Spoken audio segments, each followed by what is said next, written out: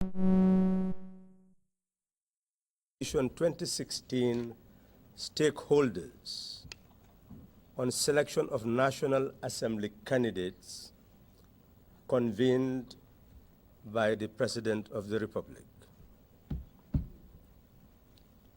On the 6th of March 2017, President Adama Barrow convened a meeting of stakeholders of Coalition 2016 to discuss the impasse in the selection of candidates for the National Assembly elections. It was intimated that nomination of candidates is just around the corner, while rancor still prevails in the ranks of the coalition stakeholders. He indicated that proposals have been given for party and independent candidature supported by the coalition.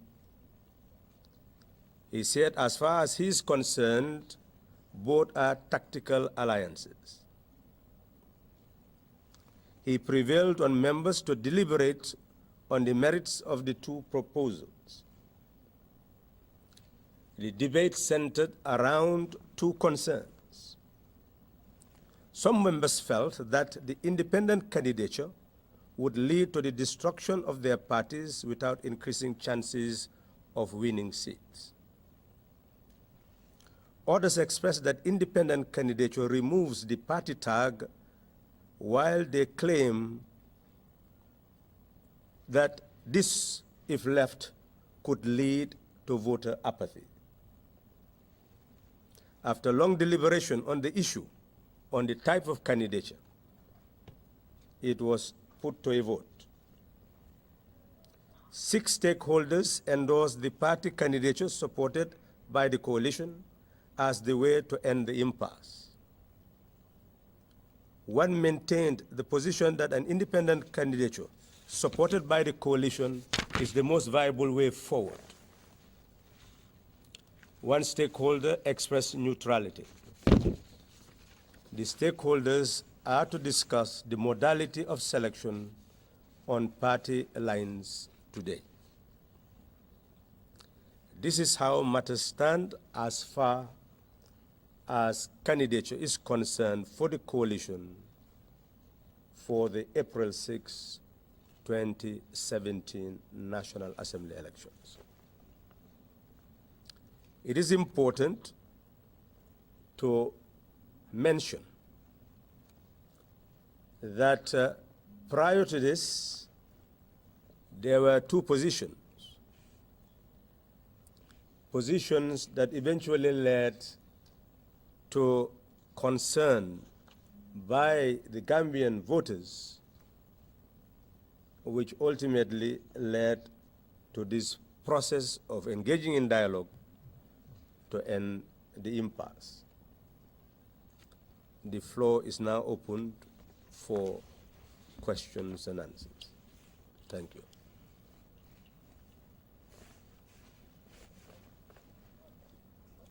Yes, sir.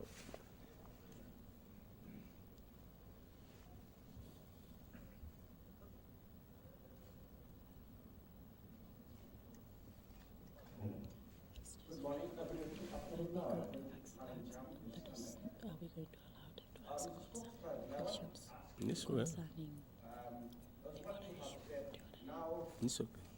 Practically made it clear that the coalition, members of the coalition are now going for a tactical alliance, and the details of which will be worked out today or tomorrow. Is this the position of the coalition party? Well, I think what is expressed as far as that meeting is concerned is what I am telling you, that it is considered that both party candidature supported by the coalition or independent candidature supported by the coalition are both seen as tactical alliances. I think that is what is stated. That was the view expressed at the meeting. That what is now clear is that parties are going to be selecting their candidates, and then the parties will sit down, the stakeholders will sit down and trade on where to put candidates. Thank you very much. My name is Semi Marena. I work with SMBC and Estonia for VOA. Thank you for inviting me first once again. My question is, Mr. Sallah, I just want to know the position of PUIS in this whole issue. If I get you right, the President, after deliberation with party leaders, agreed that tactical alliance is the way forward for the coalition 20 system. From your statement, I realized that your party position is not very clear. You envisage an independent coalition, and others envisage a tactical. At the end of the day, the President gives his blessing to the tactical coalition. So I just want to know, what's the position of PDOIS? And secondly, there was a press conference held on Sunday by GMC, UDP, NRP, where, it was a heated press conference resulting to the assault of one of my colleagues, which we condemn in our strongest term, and we hope that the President or those involved will, bring those responsible to justice. I want to know, Mr. Sallah, are you still the official spokesperson of the coalition government 2016?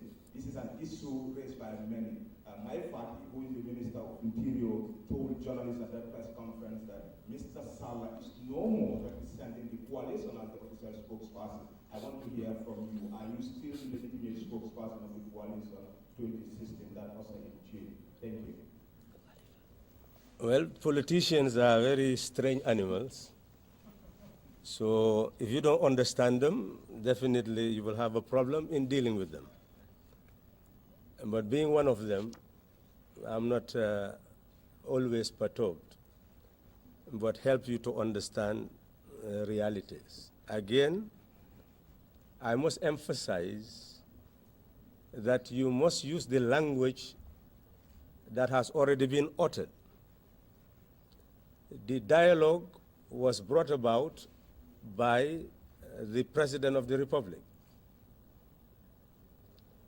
And according to him, I've told you, he considers both party candidature and independent candidature as tactical alliances. I guess he did that to try to mend fence so that no one will go and claim one form of victory or the other, that he has abandoned this for that.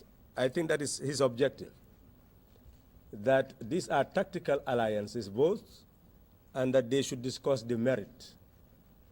And eventually, I've told you the result. The position of DOI has always been clear. From the very beginning, when the discussion emanated, DOI's position was that whatever the general body decides, it is suitable to the party. And that was declared the first day when the discussion started, before this particular dialogue. And it is because some members indicated that if you put a party and a party tag, some may decide not to vote for that party because it's not the party of their choice. And that if you have independent candidature, the likeliness is that everybody will come to vote. That is what led DOI, in the first instance, to support those who held that view. That view was expressed at the meeting, at the dialogue, and when they reached conclusion and voted, DOI's position is neutral. That is, it really does not matter as far as DOI is concerned. What matters is the merit of the tactic and the purpose to which the tactic will be used and whether it will achieve the desired results. That is the position of DOI. Because as far as DOI is concerned, either will definitely enhance its standing in Gambian society, but it does not want to be an object of controversy. Now, the issue of the spokesperson, well, I am here. I think that is enough enough evidence to show that Halifa Sallah is the spokesperson. And I must tell you that, Brother Mahi, these are people who have learned one or two things from me, and it is not my duty to destroy people who I should try to build up for the future of this country. So there is really no controversy between me and Mahi. He has his opinions, and he has the right to express them. If it is found wrong, well, it is unfortunate for him because it is his integrity which is at stake, not mine. Now, the issue of what happened in terms of a journalist, well, this is a civilized society. Clearly, we want civilized Gambians who will see everybody as brothers and sisters. Clearly, the profession one practices is for their life. You don't even know what party those people support. Journalists belong to different political parties. Even on this table, there are different political parties. So essentially, this is a Gambia where we have political pluralism, that people are entitled to support the party of their choice. And when you are a public figure, you have to be subjected to rigorous, let's call it interrogation. That's not the right word, but that's what it amounts to. And if you don't want that, then don't be a public figure.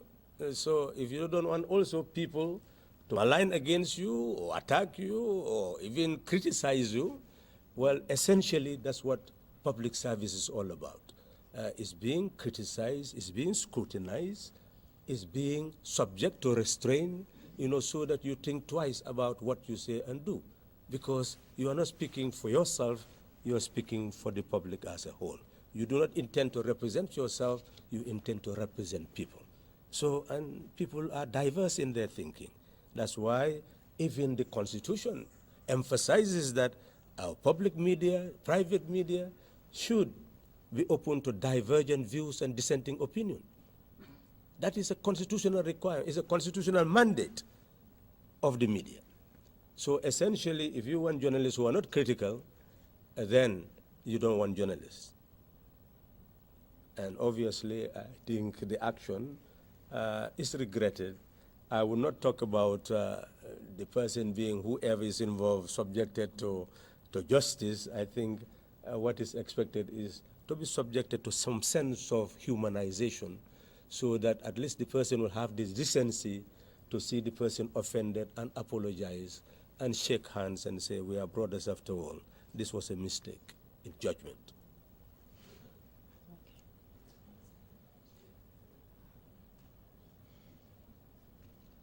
I am Mr. Sallah Clarifies.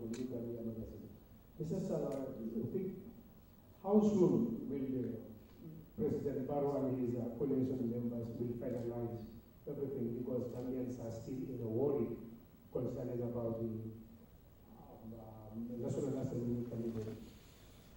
Well, it is said that it's today, and don't quote me. I'm just simply saying what was said yesterday, that is today. So don't say if it does not finish today, that Halifa Sallah said it will finish today, and it has not happened. I am told at the conference that it will finish today. It is supposed to be done today. But you know also that nomination is starting on the 9th. So I'm sure that they will definitely be working very fast to come to conclusion. But I've also emphasized that Gambians through this experience are now liberated. They really know who they are and their powers. Because to be able to go and vote and for an entrenched power to disappear is a clear indication that every Gambian has a real power to determine the destiny of this land and should not in any way mortgage it or sell it or decide to abandon it for any purpose. Yeah, good afternoon, Mr. Sallah. My name is Halifa.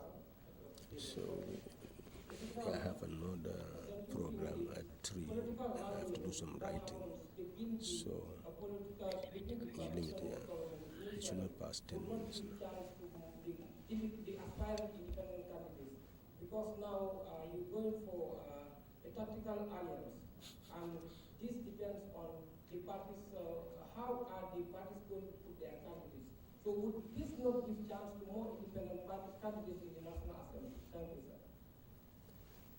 Well, the elections are yet to take place, and therefore we cannot start the process of analyzing the outcome. Now, we can only speculate, and everybody is really free to speculate what the outcome would be. I'm sure that during the debate that we had, all those points were examined, but at the end of the day, well, the conclusion is as stated.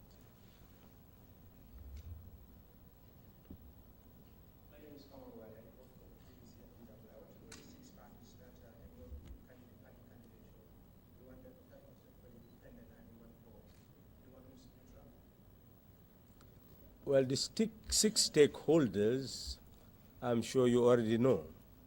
So if I mention the one that stuck to the independent and the neutral, that should tell you the rest. The PPP stuck to the independent coalition, whilst they express neutrality.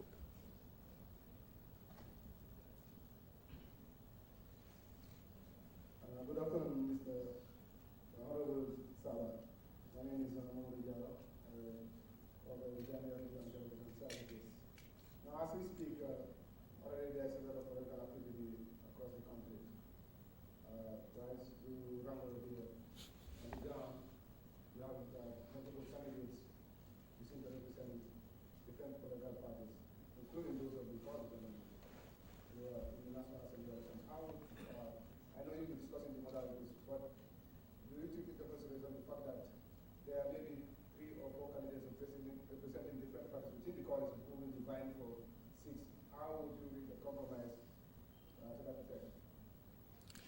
Well, those are questions that I clearly cannot answer because the modalities are being worked out. But that is the situation, those are the challenges envisaged. And the parties, the stakeholders must address those challenges. So anything could be anticipated. I believe you know that the 2012 National Assembly elections was contested by only one opposition party. The rest were independent candidates. So this country is rife with political activities and different form of political approaches. So in many instances, your decision should be made in a wise way to enhance your chances. So essentially, it's a multi-party system, not only multi-party, but a pluralistic political system where even independent candidates could participate. So in essence, we wait for the outcome and then do the analysis to be able to draw lessons.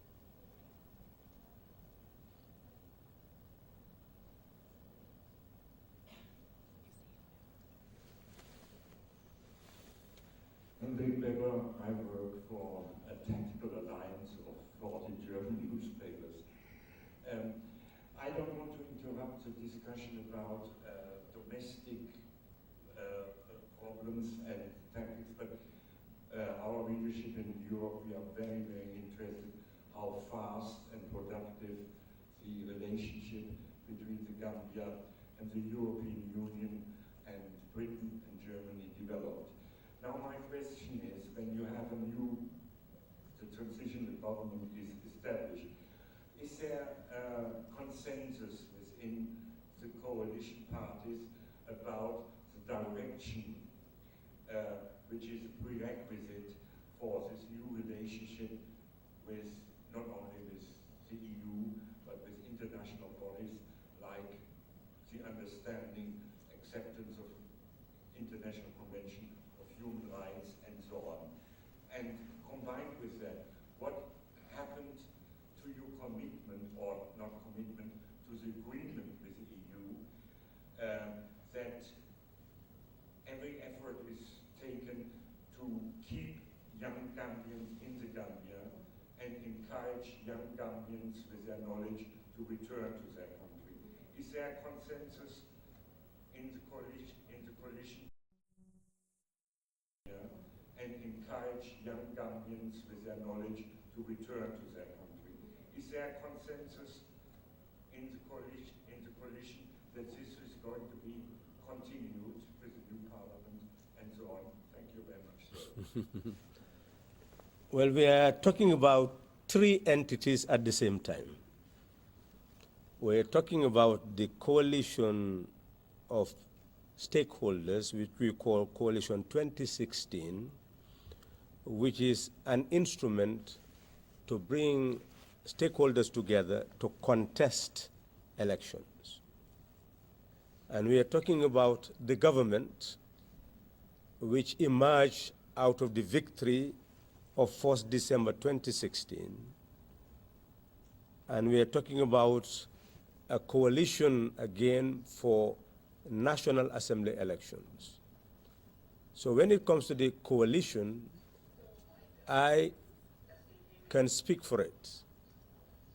But then, yes, I used to be a spokesperson for President Barrow prior to the consolidation of the cabinet.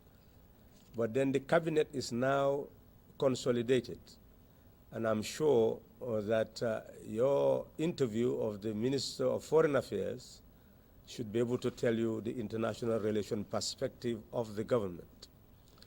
But the coalition that brought the government about did have discussion and dialogue with the EU delegation resident in the Gambia.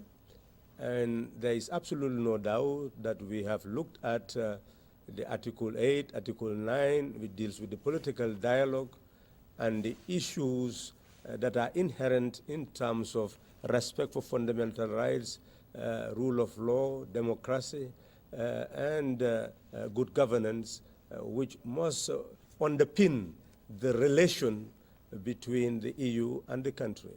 But if you want to go into details of policy, then you must go to the policymakers, and the policymakers will constitute the president, the vice president, and the ministers. I am sure once you contact the president, he will direct you to the right minister to be able to address the concrete proposals that you are making and government position on it.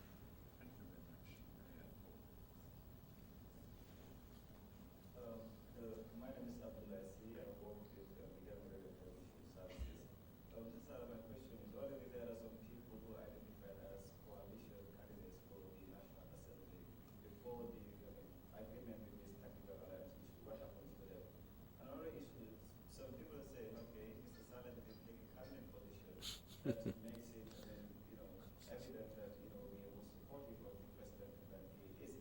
You say you want to contest in the National Assembly. I agree that you cannot be in the cabinet of the National Assembly because of the separation of powers in the Constitution. But then, notwithstanding, you are not only the member of DOI, no DOI member is in the cabinet. What happened? Can you please explain to us why there isn't any member from the DOI in the cabinet? And lastly, we understand that Mr. Dabo, as Hussein Dabo said on Sunday at the press conference, that the agreement reached by the coalition that the president is going to serve only 3 years is illegal. What happens? What happens next? Because he said he's going to fight it at the Supreme Court to ensure that President Barrow serves for 5 days in office instead of 3 years. Can you respond to that? Well, maybe we'll enlarge the press conference. Then the starting point, what happens to those who saw themselves as coalition candidates? Well, they will continue to aspire and work for their candidature. And I'm sure when this dialogue takes place for modalities, they should be taken into consideration, knowing that anybody can stand as an independent candidate. Nobody can be deprived of candidature. These are just tactical alliances. They are not means of barring people. That's what I'm trying to say. What has happened is an issue of a coalition trying to at least avoid fracture and rancor. But essentially, no one can deprive a Gambian of a right to stand to seek the mandate of the people if the people so wish for you to be their candidate. That's my first answer. The second thing is about the position of DOI in the cabinet. We have always tried to avoid people using us to pursue other ends and using our answers to create more friction. We were offered ministerial posts on the Jammeh's government, on the other governments, but we have always developed principles in terms of what we do. In terms of government, we believe in the principle of separation of party and state. I don't want to stretch this because many people will stretch what I'm going to say to try to harm the government, and that's what I'm avoiding. Because if you compare our principle and other people's principle, you'll start judging other people. But go to what I said when I was a presidential candidate, what I said. There is no need to repeat it unless you push me to do so. But essentially, there are fundamental principles which will not make me to continue to be the Secretary General of DOI if I am to be a cabinet minister in a particular government. So essentially, we have talked about it. We have talked about our position with the president. We've reached understanding. We have respect. We are working very closely, more closely than many of you people think, and you even know. Some are just closing their eyes to it. And essentially, we know that the government knows that there is no single individual in this country that has worked so hard to make what is possible to be possible today. So people forget too easily, and they want to transform us into megalomaniacs who will start praising ourselves and telling people what we have done, to show that we are supportive of a government. But we will not be tempted to do so. But essentially what must be borne in mind is that the position of the party is very clear.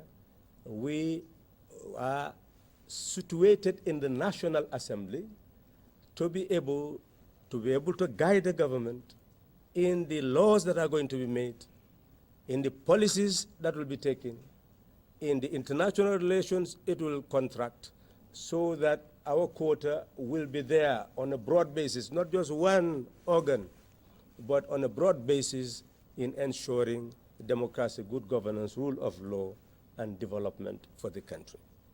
Now, in terms of what Mr. Dabo has said, I really don't think there is any need to go to any Supreme Court for any reason of that matter, because this is just simply a gentle person's agreement that a person will be there for 3 years. What the Constitution says is very clear, that any president elected has a mandate for 5 years.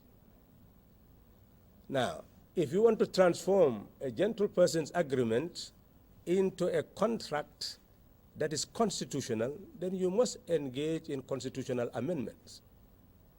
What anybody would oppose is just to say that there will never be a constitutional amendment that will enable the person who is president to be able to resign after 3 years and say that this is my mandate that I agreed with coalition partners as a tactic for others to give way for a person to proceed, because without that maybe there would have been more rancor, and at the end of the day there would have been no coalition at all. So all the things that were said and done were just simply meant to facilitate the selection of one person to be the presidential candidate.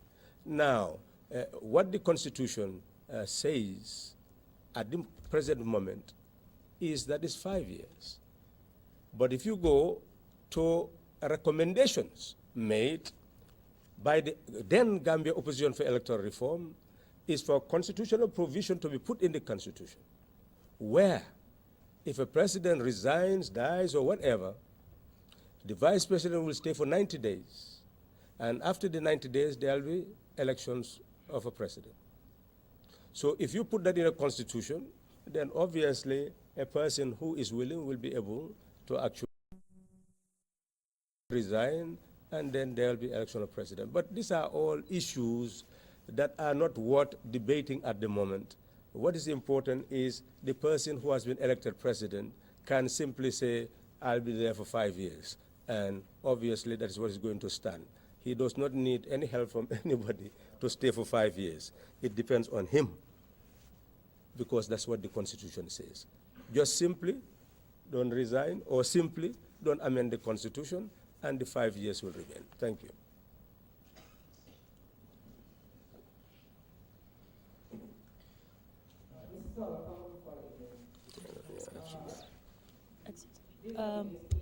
We're taking the last question now. All right. The six parties are going for tactical alliance. One, that's the DPP for vying for independence, and PY is neutral. Is this a good political strategy for the coalition as far as this forthcoming National Assembly is concerned? Thank you, sir. Well, I think it is already clear that there are diverse opinions as far as strategy. One opinion is that no, party-led is not, party candidature is not the best. Another is saying independent candidature is not the best. Those are the two positions. What has been done is to try as much as possible to facilitate the nomination of candidates. And that is why a decision has been made. A decision is not necessarily a gospel. Other parties may decide to say, let me break away and put everybody anywhere.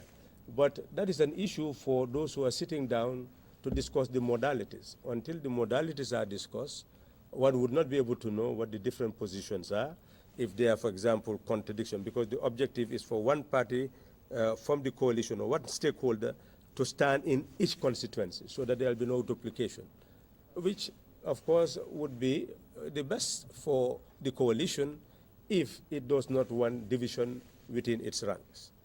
The aim of putting the independent coalition was meant precisely to do so that all of them would participate in the selection process. But this one, each party will determine its selection process and submit its candidate, and then they will negotiate whether you will accept this one to stand here or that one to stand there. Those are the modalities. I'm sure when it is done, we'll be able to interrogate what difficulties, what challenges it had to overcome to succeed.